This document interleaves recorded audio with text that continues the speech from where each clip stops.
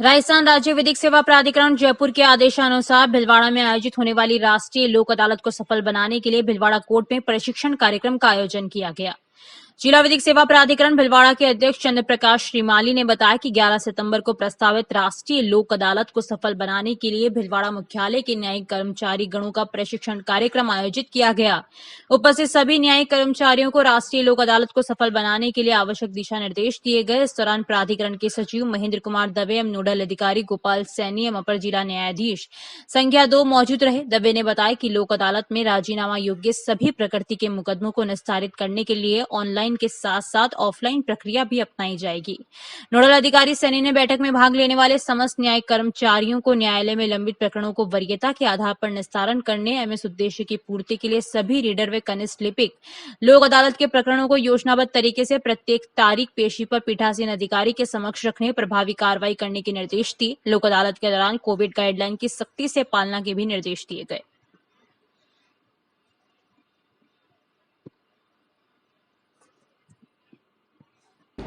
आज भीलवाड़ा जिला विधिक सेवा प्राधिकरण की तरफ से जो हमारे ज़िले के लिए चयनित पैरालीगल वॉलंटियर्स हैं उनकी ट्रेनिंग प्रोग्राम आयोजित किया गया और उसमें मुझे राजस्व कानूनों के प्रति लोगों की सहजता हो और लोगों तक जानकारी पहुँचे, इसके लिए ये विषय मुझे दिया गया था। और मैं ये उम्मीद करती हूँ कि हमारे जितने भी राजस्व के कानून हैं उसमें कितना ऑनलाइन वर्क है जो वो लोग घर पे बैठ के अप्लाई कर सकते हैं और उनको यहाँ तक ऑफिसेस तक चक्कर नहीं काटने पड़ेंगे और उनको जो ज़रूरत है, चाहे उनका इंतकाल हो, चाहे कोई जमाबंदी की नकल हो या अन्य योजनाएं हैं। मैं आपको बता दूं कि सैकड़ों ऐसी योजनाएं हैं, उसमें ऑनलाइन अपने घर पे बैठे वो अपना फ़ायदा ले सकते हैं, लेकिन उन तक जानकारी नहीं होती है। तो इनके माध्यम से जो पैरालीगल वॉलंटियर्स है ये अपने क्षेत्र में जाके और अपने ही जैसे लोगों को तैयार भी करेंगे और लोगों को इस बारे में जागरूक भी करेंगे, जिससे कि उनको न्याय होता ही नहीं है, होता हुआ दिखना भी चाहिए और उनको सुलभ और सहज न्याय कैसे मिले इसकी वो जागरूकता करेंगे और हमारे और आम जन के बीच में एक ब्रिज के रूप में वो काम करेंगे। तो मैं आभार व्यक्त करती हूँ सरकार की, मुझे ये सौभाग्य आज दिया गया। Thank you. आज जिला विधिक सेवा प्राधिकरण के अध्यक्ष श्रीमान चंद्र प्रकाश जी श्रीमाली के आदेशानुसार संपूर्ण भीलवाड़ा जिले हेतु जो पैरालीगल वॉलंटियर्स का चयन किया गया था उनका एक प्रशिक्षण कार्यक्रम आयोजित किया गया। पैरालीगल वॉलंटियर्स अलग अलग गांवों में जाकर जो वंचित तबका है, जो पीड़ित और शोषित व्यक्ति है, उनकी पीड़ाओं को सरकारी अधिकारियों, कर्मचारियों और संबंधित विभागों तक पहुंचाने का कार्य करते हैं। जिला विधिक सेवा प्राधिकरण ने डालसा की विभिन्न स्कीम, नालसा की विभिन्न स्कीम उनको उनके प्रति संवेदनशील करने के लिए, उनके प्रति जागरूक करने के लिए और शिक्षित करने के लिए यह कार्यक्रम रखा है। आज यह 1 दिवस का कार्यक्रम है। इस कार्यक्रम में एडिशनल एसपी साहब गजेंद्र सिंह जी जोधा, श्रीमान एसडीएम साहब ओम प्रभा जी, सुमन जी त्रिवेदी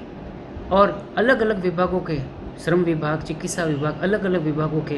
अधिकारी आएंगे और इन पैरालीगल वॉलंटियर्स को ट्रेनिंग देंगे। आज जिला विधिक सेवा प्राधिकरण द्वारा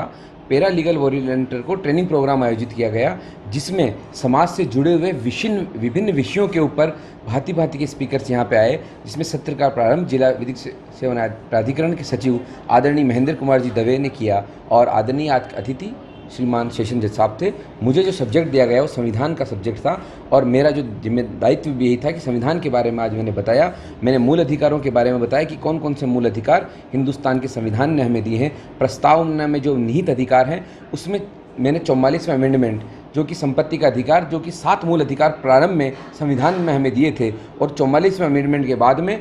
आर्टिकल 300A इंक्लूड हुआ और संपत्ति का अधिकार मौलिक अधिकार से हट के कानूनी अधिकार बन गया। और इसी के साथ आज हमने